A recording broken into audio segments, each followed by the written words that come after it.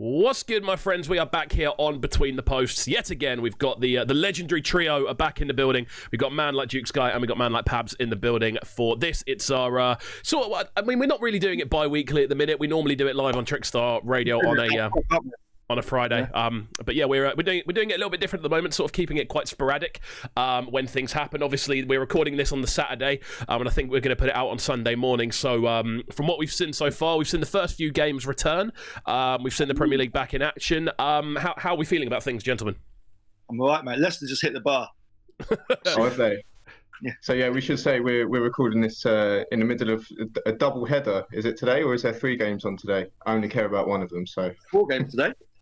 Oh, is it 4 games? 4 games. Wow. I'm out of the loop. So yeah, we got Leicester on at the moment, and then Arsenal a bit later, which I'm a bit nervous about. To answer your question, though, Kovu, I'm not too bad, thank you, mate. Coping with this return to football, return to normality, albeit slowly. How about yourself? Yeah, I won't lie. It's exciting. I got a proper buzz on Friday. I was buzzing for football, and I don't normally get. I'm normally like, well, I'm going to watch it. I'm looking forward to it. It'll probably be sad. And I've realised whenever I'm actually up for watching football, United don't win. Yeah. What do you think? That's a conscious effort you should make in future then to try and get yourself down and not. Yeah, just be like, well, we're going to lose. I don't know why I'm bothering to watch it, and then be pleasantly surprised every time. I think there's definitely positives to take away from the match. Oh yeah, sure. I mean, we've seen both teams. So we've seen everyone in here. Obviously, we've got United, Spurs, and Arsenal in this group as a trio. So we can run through the first games of everyone. Do we want to do the first Arsenal game first, Dukey? Like, how did you feel? Yeah, we might as well start it in time order. There's not going to be too much to talk about because I think purely from a data analysis point of view, there's not too many points you can take from it. Our starting 11 was scuppered 2 times within the first 20 minutes. We had 2 injuries. So obviously by that point, the game plan kind of goes out the window. And that's been the case with far too many of Arteta's games. He's either been battling against injury-induced substitutions or red card-induced substitutions, way more often than not in his tenure so far. So, no, it was what can you say? It looked like year 7s against year 11s because essentially that's what it is. Pep joined City at the start of 2016.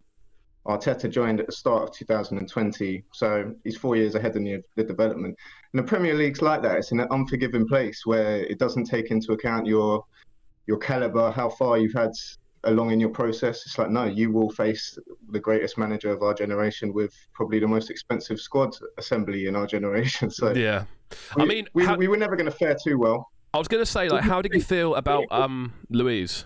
Because the stuff I'm seeing about him is looking like Carragher went in on him saying he's never going to, he'll be surprised if he plays again this season, or do you think? Yeah, I think he will if nothing else because of necessity. Yeah, I think he was a signing that was born out of necessity from the jump. I mean, we were looking for a stopgap after Koscielny left, and to this day, I think it was a horrible decision to make in that aspect because he's not a Koscielny replacement. He's always had those mistakes in him. And he's just a completely different style of defender. Yeah. Gary Cahill was on the market at the exact same time. Free agent, wouldn't have had to pay anything. And that's a much more Koscielny-esque defender. He could have just been in there, made up the numbers, and we would have gone from there. Because I think with Luiz, someone like that, his reputation precedes him, and for good reason, because you know what you're going to expect. But having said that, it has been most definitely amplified in his short but sweet time at Arsenal. I think he's averaging a red card every 6.5 games. He's given away 2 penalties in under 15 games. Wow. It's the stats are pretty horrendous, and I don't think I wouldn't have minded too much until he came out after the match the other night and started saying it's my fault. I let the team down. It's because of decisions that I should have made months ago. It's about my contract, and it's like whoa. What are we talking about? Are we talking about you on the pitch or you off the pitch? So I just think it's rotten wood. Go somewhere else. Go to Benfica. Go back to Brazil. Don't go wherever. But I think it's something we need to be steering clear from. Like who do you? Sorry, it's part of the defence as a whole. Well, I think because his partners is either like Mustafi or Socrates, right? Yeah. But no, I don't. But the other night it was just two individual errors. It was just two absolute absent-minded errors. Mustafi, for everything, that's why it's quite funny how things can change, because him and Xhaka were public enemies number 1 and 2. Yeah. And then now it's depending on who you speak to. David Luiz is nailed on number 1, and then probably Ozil coming in second. And you've seen a remontada from both Mustafi and Xhaka. So I think you can't pass the buck and say, it's because of his defensive pairing. I don't think that's it at all. I think he's not got his head in the game. I kind of like the defence as a whole as well, because I feel like the defence for Arsenal is like a massive weak point now. It's not now. You could go back to over the past few days. Tierney, who's probably going to come through as a good left back. You've got Bellerin as your right back, but Bellerin is probably one of the only players in your whole squad who's actually going to get money if you sell him. Do you think?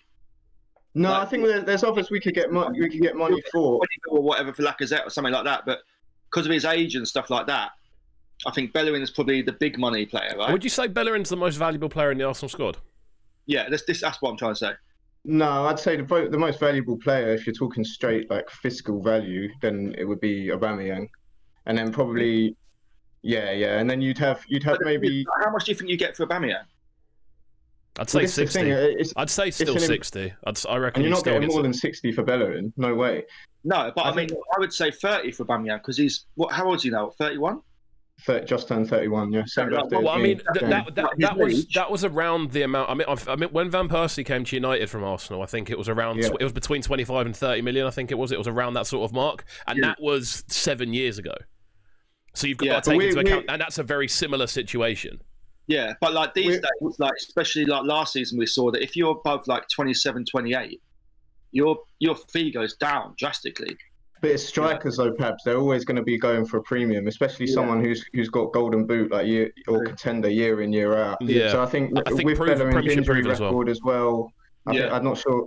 The problem is now with the situation we're in, I think getting any cash, like actual hard cash, is going to be very difficult from anyone. So no, I think in terms of a rebuild, our centre-back position has been left vulnerable for the past 10 years or so. Structurally, we've needed to make changes. I'm hoping Arteta can be the guy. Coming back though, right? We've got Saliba coming in next season, yes. So that's a starting point, and that's a young starting point. So if we can build around that, then hopefully we've got places to go. The other thing about Arsenal I was thinking is that you've got all these youth players that you're bringing through, but how many of them are actually good? Well, I think we've probably got about 6 or 7 coming through now, and I think if we could get 3 of them into like regular squad members going forward, not even first 11, but 3 of them into regular squad members, I think that's a very good return on your product. I think at the moment it's probably looking like Saka for sure. I would say Nelson, and then the last one I'm leaning towards Smith Rowe. He's the one that I probably have the highest prospects out of all of them. But he's been quite unlucky with injury. If he stays injury free, he's my number 1 prospect. What about Martinelli though? Saka. Martinelli, I'm not counting him as he is a youth prospect at us, but he's not an academy prospect. I'm talking strictly academy. Okay. And Nketiah, I don't see his future at Arsenal. I could be proved very, very wrong in that, but I think he's going to end up playing for. I could see him at an Everton or somewhere like that, following an Iwobi type situation. Yeah. That makes sense. I think who's the other one? The other one's Willock, isn't it? That's the other. Yeah, Willock. Yeah. How are you feeling about him? Willock is one that I think, because he's got quite a unique frame, you don't know which direction he's going to go into at the moment, because he could go. He's not technically gifted like someone at all in that position, like a Pogba is, or someone if you're thinking like that, or like a Milinkovic-Savic. He's not got the power like that. But he has got. Position? This is the problem. I don't even think he knows yet. He's sort of a drifting 8/10 at the moment, but his main trait is running with the ball. He's a great ball carrier, and he'll get you through transition. But his decision making and his confidence in just showing for the ball could definitely use some work on. So we'll see how he turns out. He's one where the jury's most definitely still out. Okay. There we go. I mean, it's interesting to look at. I mean, City, from the actual result, it looked to me as though City kind of took about half an hour to get shake off the dust and break the ice or whatever and get the cogs whirling again. They just looked pretty much like City, realistically, after about half an hour. I think with teams like City, they're all like mathematical geniuses sitting there, like for the first portion of the game, they're just sitting there watching it all, like all the cogs moving, everything working out, and they're like, right, okay, so they're going over there, and then by that time they've got everything working, they're in rhythm, and yeah, you can just kind of damage limitations. They're pretty much unstoppable, aren't they? Yeah, you're going to do very well to stop them. The likes of De Bruyne, I mean, yeah, he was unplayable at times. From the start, you could tell he was up for it. Yeah. An interesting question that doesn't really get asked that much, I don't think, is who do you think is the better team going forward out of Liverpool and City?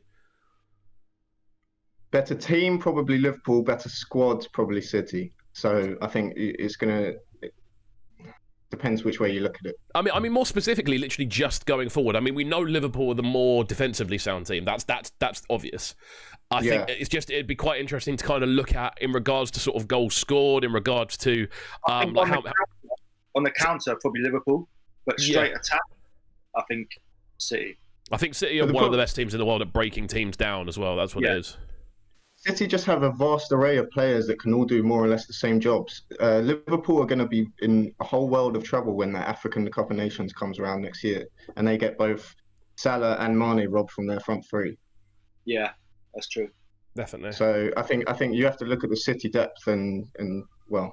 Yeah. I would say applaud it. The other day, I was like, it was bad enough when City could bring on three subs, and now they can bring on 5. Yeah. It's like. Yeah.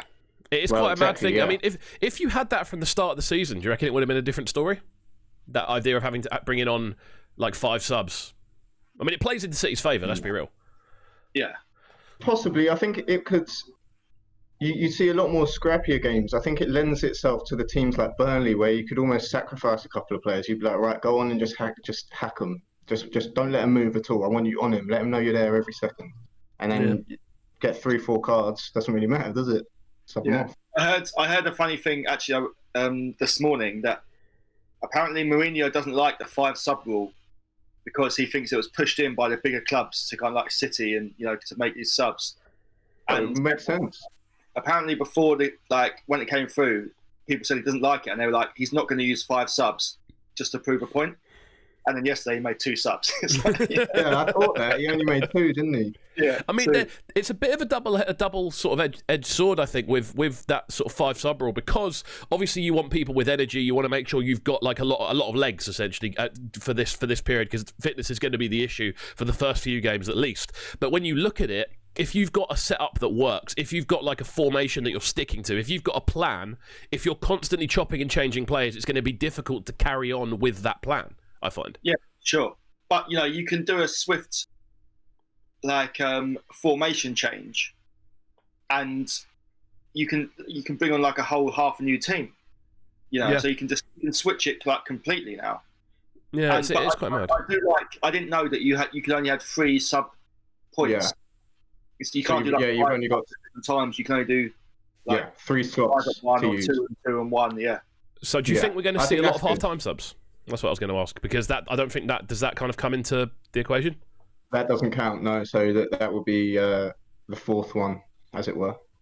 There we go. I think because we don't really see half-time subs very often, but I think it's something we will start to see employed a lot more, because you want to keep. The thing is, you don't want it to be where you want to kind of keep your options open with subs. Really how most of the time when people make subs, they don't make 2 subs at the same time. It's usually player for a player. It's not it's not usually 2 for 2. No, speaking from experience, when your manager makes any subs at half time, it doesn't give you the vote of confidence. Trust me. Thank you, Uno, for that. Okay, cool. Let's move on to yesterday's game then. With United and Spurs. That's what we're going to talk about next. I only have one thing to say, and that is that Pogba is one of the best players in the world. That's the main thing I have to say about it. I thought you were reaching down for a gunshot or something. Oh no, I haven't got it loaded in right now. I could load it up in the background. This mic should pick up my mic just to drop it. In the world. We've been talking about that for months and months, haven't we?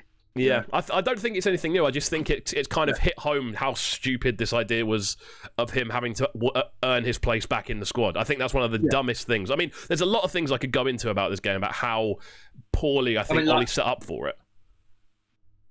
Poorly? How poorly? How poorly? Yeah.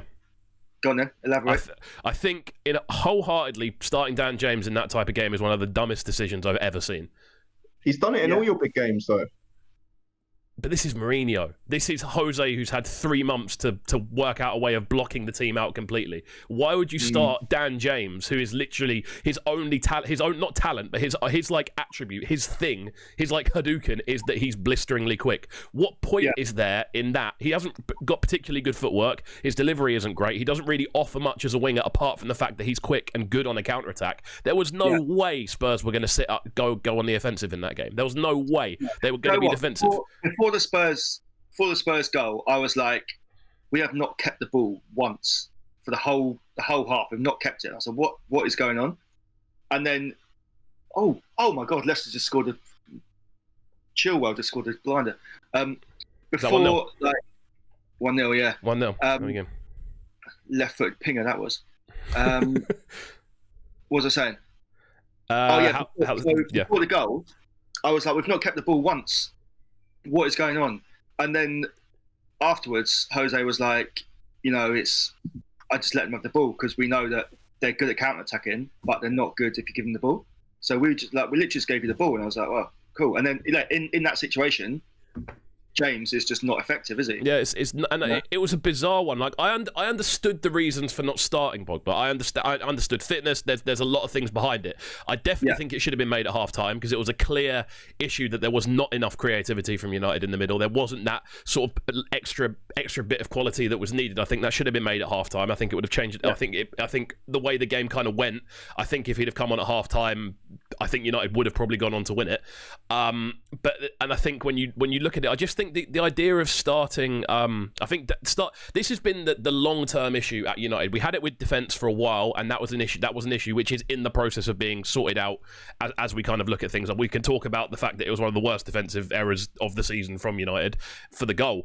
But the kind of thing I wanted to do. Done enough there. Yeah, bro. Honestly, I agree with every word he said, though. I agreed with the analysis. I was 100%. Bending, honestly. That was a moment of the night for me.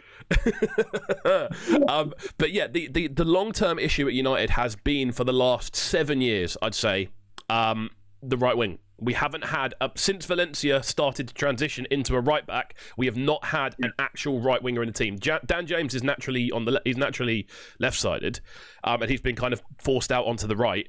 We've had Greenwood play out there, and Greenwood's literally the definition of a centre forward. That's what he is. He's not a winger. He is a centre forward. That's his position, and it just seems very bizarre, like similar to Arsenal defensively, that it's just never been. I'd say even more so than Arsenal defensively, because Arsenal have brought in players to try and fill the gap. United haven't brought in anyone in those 7 years. The wrong Welshman, didn't you? Should have gone for that one that's sitting unhappily in Madrid at the moment. Yeah, you see, the thing is, there was this whole thing of don't buy for the short term, buy for the long term. Always buy for no. Sometimes you have to buy short term, especially if you're in a process where there's an immediate issue that needs sorting.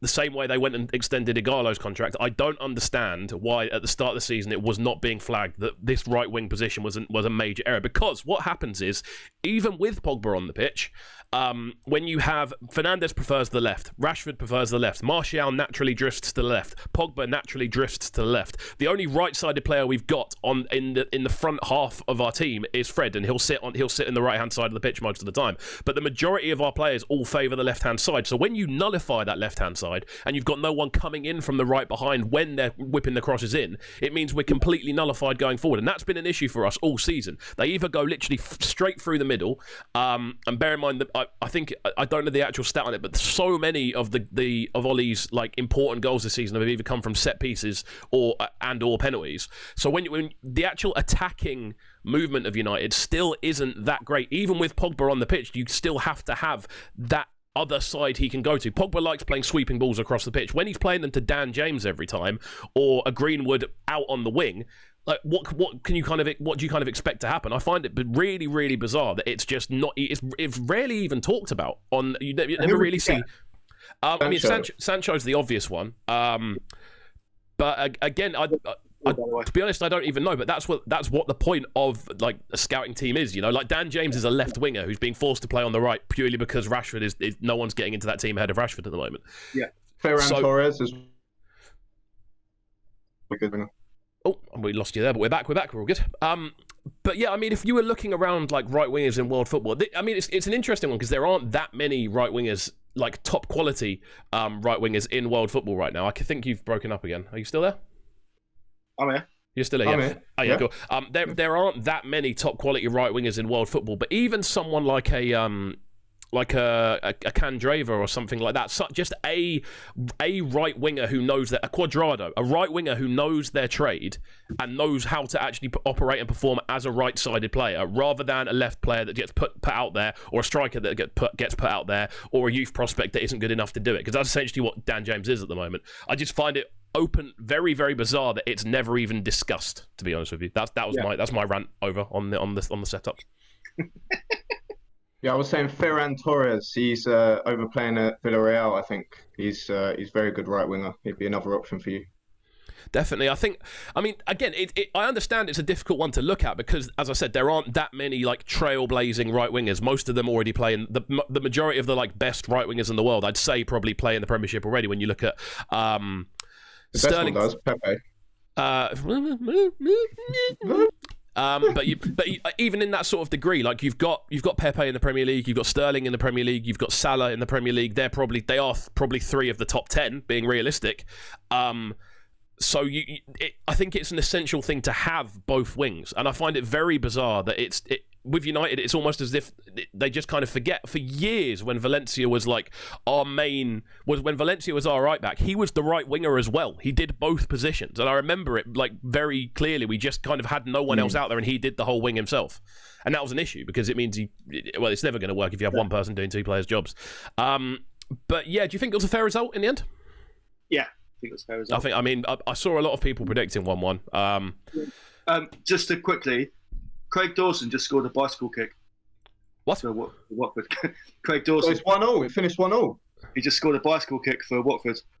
I don't know how. I need to see this. Hang on, is Saka captain for Arsenal? Oh, wow, 1-0. I don't think so. What is that? What you said? I've just seen that pop up on Twitter. Yeah, I thought I think at the end we kind of came alive a bit after the penalty. Yeah. Which is what we've been doing for the past kind of 2 years. And yeah, I think I'm not sure why we didn't make more subs. Like Kane played the whole 97 minutes after his first game, after like 6.5 months. Yeah, that's the thing. Both strikers were pretty non-existent. I've got to say, both centre forwards were pretty non-existent. And like I say, it's his first game for 6.5 months. So he does that though, doesn't he? He'll go games without being seen, and then the next one he'll score. And also the way we were playing, just kind of we weren't really keeping the ball, and it wasn't really getting to him. So not much. I don't think Kane's not really. I wouldn't have classed Kane as a counter-attacking player. No, and I don't know if you remember when Jose used like Drogba as the kind of battering ram. Yeah. I don't think he's got that in him either. No, he hasn't got that in him. So I hope he's not trying to do kind of that. But then I didn't have anyone on the bench who could come on. It's like I was going to ask you the curious case of Ndombele. What's going on there?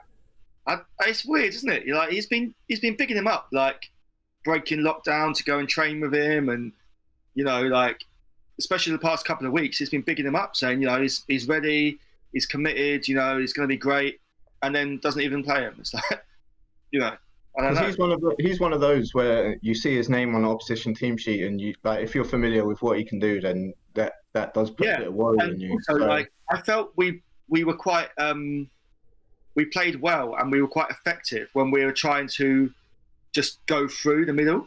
Yeah. And drive at the middle. And if there's someone that you want who can keep the ball, beat a couple of players and drive forwards, it's a number.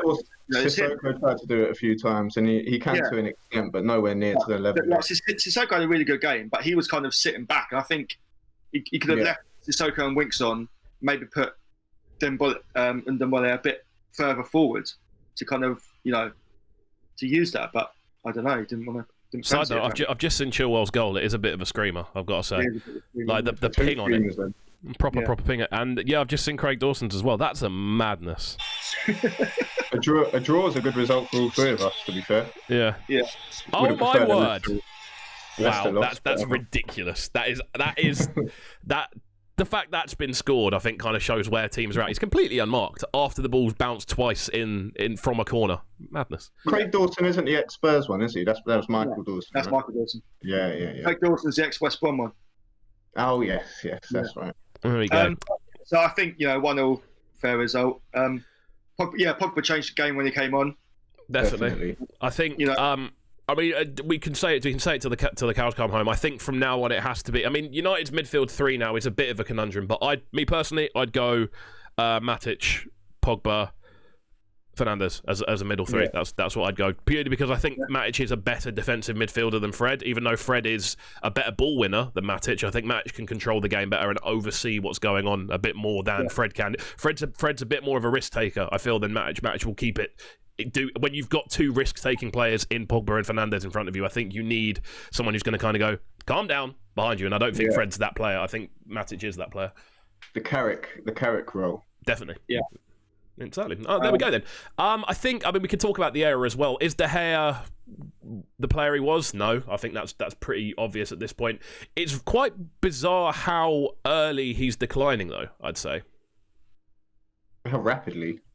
Rapidly, just everything about his decline. It seems to have come. I mean, there was the World Cup where he made a few errors, and then last season he was fine. Like, he wasn't like the best keeper in the world, but he was fine for a keeper. This season, though, he's made like 5 or 6 like quite high profile errors. Yeah. I mean, what do you think you'd get for De Gea now? Still around 50, 60, something like that? How old is he? 28, 29, I think. Yeah, so you get at least a good 5 years out of him. I'd say in today's market, it's impossible to say, but you'd have to say normally around 40, 50. Would you, if Madrid came in and we're swapping for Courtois, would you do that? No, because I don't think Courtois wants to be in England. He wants to be in Madrid. Yeah. It's where his family are. That's where he wants to be. That's why he wanted to go back to Madrid. As a backup, you've actually got Henderson, so. Yeah, I mean, I wouldn't be mad at Henderson coming in and taking over the role from next season. I can't see it happening, though. I've got a funny feeling Ollie will favour De Gea over Henderson, purely because he knows him. $400,000 a week contract in there, so. Yeah, it's a bizarre one. I mean, I saw this on the United stand the other day, a good comparison that got made. Well, not this morning, not the other day, this morning. A good comparison that got made is there are two biggest earners in the current squad in Pogba and De Gea. One essentially could have cost us the game. The other one basically saved us, and it's that simple. I mean, let's talk about this pass as well for a second, because this is this is being almost talked about more than the penalty one, which was very well played, like very kind of classic Pogba doing what Pogba does, using his strength, manoeuvring around, showing. I don't think people talk about as much about his ability to beat players as a central midfielder. I don't think that gets discussed much about Pogba. He's a bit of a powerhouse of a player, very athletic. His main thing is driving forward with the ball, but he does have an ability to beat players in and around the box, and does it quite a lot, this kind of showed. Yeah, Pogba is one that obviously you'd love to have in your team. That match actually inspired me to go and check a couple of YouTube compilations of him, because he's one of those where he's out for such long periods so often that you kind of forget what he does bring to the game. Yeah, and, so and because the narrative is always against him as well, you just think, he's not that good, whatever. Exactly. But he's one of those where no matter where he plays, you just have to appreciate the talent. And hope that it doesn't unleash itself against your team, because I think that half volley thing is no mean feat, and that is not a one-off either. I'm sure he does that 5 times a week. Yeah. So yeah, I mean, in regards to that pass, then specifically, I think that kind of illustrates just what realistically what United miss when he's not in the middle. That ability to just quickly turn, bang, and play the pass, and it just split a defense open. He's done it so many times. Especially when you're playing the counter as well. It's like. You've got the pace. It's just a shame Rashford couldn't convert it. I think that's rustiness. I mean, I'm not really going to go in on anyone too much for being rusty, because I think that's a thing that's going to be happening to a lot of players. But I think I think the difference when I'm going in on Dan James not playing well is it's not rusty. That's just him, how he would normally play. And also, Rashford's a national hero right now, so how dare you even try and go in? Insinuate. I won't lie though, I did get a little bit annoyed when people were really slating Martial in that game, when realistically, him and Rashford had the same standard of game. Being 100% honest, they were both quite non-existent throughout the game. Yeah. Yeah, but didn't see Martial write 20 MPs.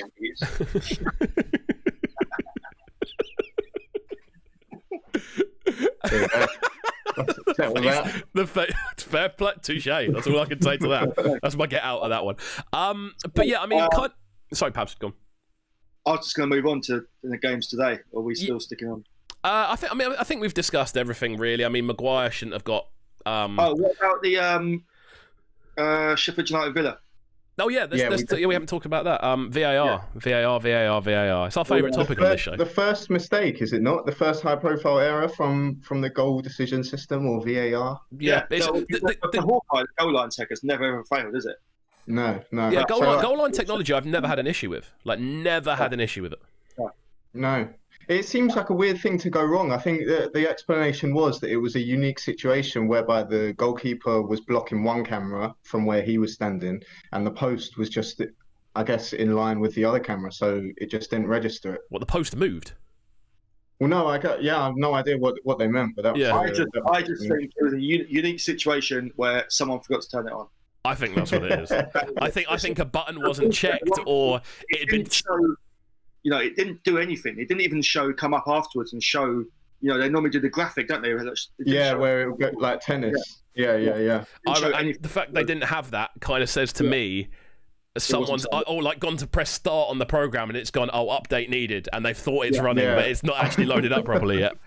Yeah. Imagine update needed the OS.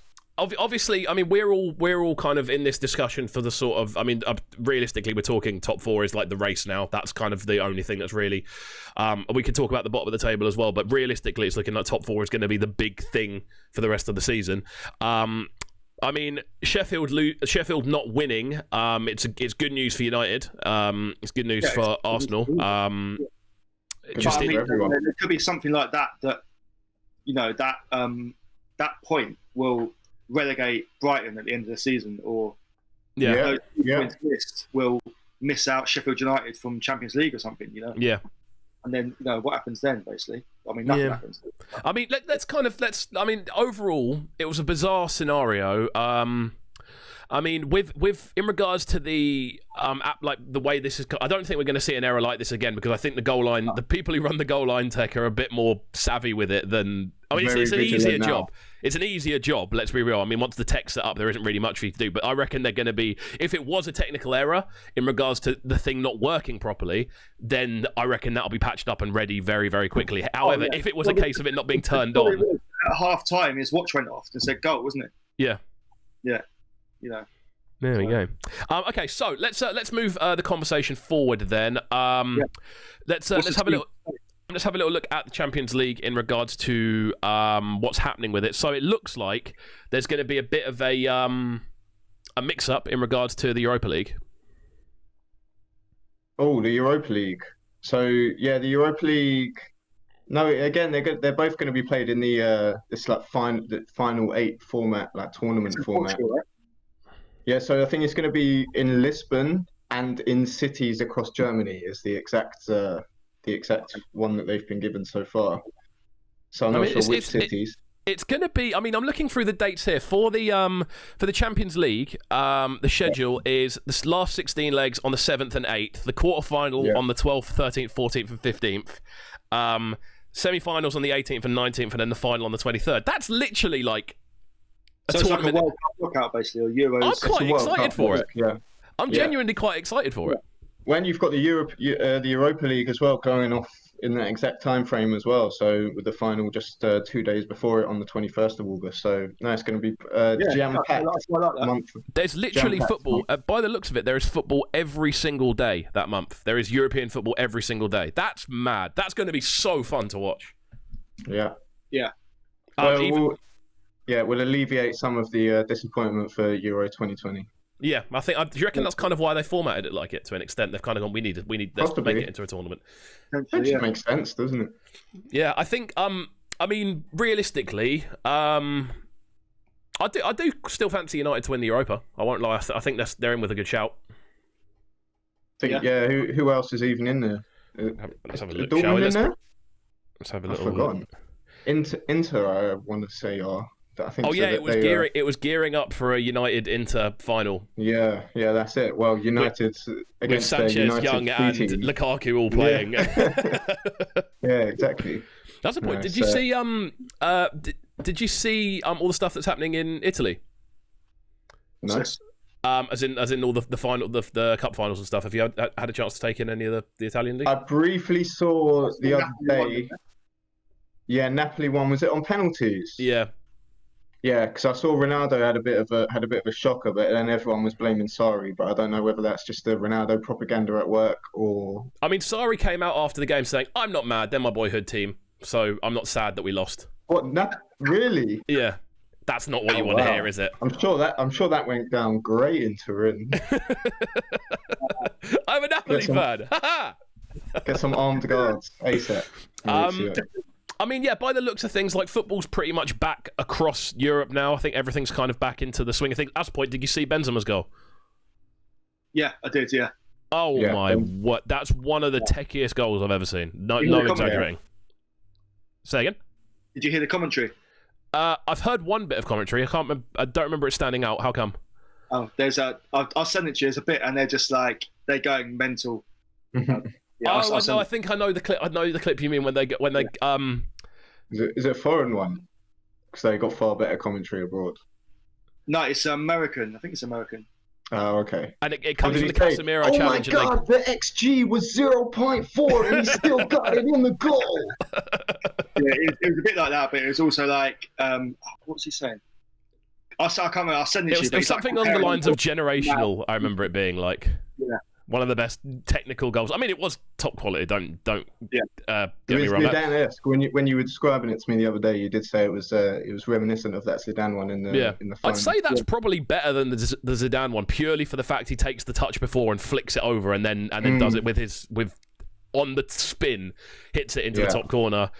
I mean, it was good to see. So yeah, I think we've only got a few minutes left. I think on this one, I think we've pretty much discussed everything we wanted to discuss. Any other points we wanted to bring to the table, gentlemen? No, I think just I think it's just the contract situation is still ongoing. That's something to keep an eye on. That's a ever moving situation. What's going to happen with that? Because there's a lot going on, and a lot of people like Ryan Fraser, for instance, refusing to play for Bournemouth. Is he a right midfielder? I think in Ryan Fraser's case, I think he's probably got a move lined up now, hasn't he? Yeah. Well, I would think so. He's got a big money move lined up. They can't announce it yet, but now he's like, all right, if I play these 9 games, break my leg, I won't get that move done. So, he's Pedro said the same thing at Chelsea, so I think that's a moving situation, which is good to keep an eye on. And I think as well with Chelsea, I think we just should touch on it. Signing Werner, that's official. Yeah. I mean, very good signing for them. They've always struggled with a centre forward. I feel they've always kind of had since Drogba's departure. I feel they've never really had very hit and miss. Yeah. Like who they obviously they had Morata come in. They had Costa, who was second. Costa did very well. Costa was great, but again, it was very kind of hit and miss. There was a lot of like contract stuff, a lot of politics involved. I found with the Costa situation, it was very like he wasn't really. For some reason, they weren't really able to manage him. And it's always been with Chelsea. They've always had very kind of solid squad depth. I find. It's like the Hulk. I love Costa. The way Costa plays, I love. That's my proper, a very typical Chelsea striker as well. So it's weird that it didn't really make sense. Like it didn't really work out. But they've always gone for the high profile ones. When you think back to like the likes of Shevchenko and I think Crespo was even there at one point. Yeah, Crespo was. That was a mad time. Fernando Torres, that didn't work out. So no, I think they always go for the big name strikers, and it's probably about 50%. Hit or miss. I mean, just to touch on that time where they were. This was like the prime Abramovich era, where they were just going world class player, world class player, world class player. We're going to nab all of you. And I remember it literally being like. It wasn't even like Football Manager. This was LMA Manager. This was like old school managing where you could just cheat yourself in £1 billion and go, I want you. Yeah. And you'd always start with AC Milan because they had the best squad to start with. That sort of era there. But yeah, I think overall, it's interesting. I think there's going to be a lot of developments, especially on the contract situation. And I think Chelsea signing Werner puts them very much in a good position for next season. Because I think they've got Ziyech as well, haven't they? So they're just going to be. And Liverpool not signing Werner and the message that sends out about their potential plans or lack of for the next transfer window, I think that's interesting because they should not be resting on their laurels right now. They did that for far too long, and now they're at a point where just one or two things, like a few brush-ups needed in the squad, and you've got a dominating squad for years to come. So yeah, that's the thing with Liverpool squad. I do still think it's quite weak. They've been blessed by not having many injuries. Realistically, I think they have been. Yeah. But if you take Salah and Salah and Mane and Henderson, say all three of them catch injuries, it's a completely different team. Yeah, well, it's going to be a completely different team when they lose Joel Matip, Naby Keita, Sadio Mane, Salah, and whoever else, if there's any that I've forgotten, for the AFCON. I think that's going to be very interesting. It's a big chunk as well. Yeah, not easy players to replace. So yeah, very much so. I think we'll call time there then, gentlemen. Thank you for watching, my friends. This has been Between the Posts. Today's games. Oh yeah, let's run through today's games. Yeah. Oh, we didn't speak about the Arsenal game, did we? How are you feeling, Juki? Well, it's Arsenal-Brighton, isn't it? What's the team say? The team at the moment, Pepe is back in the team, which is good. Ozil makes a return to the squad. Oh, he's in the squad, is he? Yeah, Ozil. So we've got Leno in goal, the ever-present, probably our best player at the moment. Bellerin and Kolasinac taking each flank because Tierney's probably just needs a little bit of a rest. I think, on that, I think one thing, I think that we're going to see a lot of rotation and different teams over the next 9 weeks, you know. So if there will have to be. If the certain players in, there's no point going, what's he doing in it? Because it's just people's fitness or injuries or whatever. But no, we've got quite an exciting team actually. We've got Pepe, Lacazette, and Aubameyang starting with Saka and Ceballos coming into the team, and Guendouzi holding it down in the middle. So okay, who's centre backs? Yeah, that's what I was saying. Mustafi and Holden. But we don't have to talk about that. There's plenty of other positions to focus on. There's literally a whole 9 other positions, man. Is Holding a long-term solution? Holding is a long-term solution for somebody, whether that's Arsenal FC, I'm not too sure. I think he's not been the same since his long-term injury, and our fans very much have rose-tinted goggles when it comes to Rob Holding. So I think they're going to be in for a rude awakening. Holdini, exactly, yeah. So we'll see. It's going to be more like Hold Staffy, I think, in the grand scheme of things, but we'll have to wait and see. I shouldn't write him off just yet. He's a good lad. That's what counts. He's a good lad. He's got character. He's got badge. Score today, I'm going to say an edgy 2-1. Yeah? Yeah, I think there's going to be a couple debatable decisions, maybe a penalty that should go their way that doesn't, a dodgy Kolasinac decision. And I think we'll scrape through it with 3 points, which would leapfrog Spurs, and that would be fantastic. There we go. So I think we'll call time there, gents. One more time, thank you for watching Between the Posts. If you're listening in via the podcast, make sure you're subscribing. Do hit subscribe on the channel as well. Let us know if there's any specific football matters you'd like us to discuss. Maybe doing like dream teams or anything like that. Please do let us know. But yeah, live on Cubcam TV, and we will see you all next time. Peace. Till next time. Peace.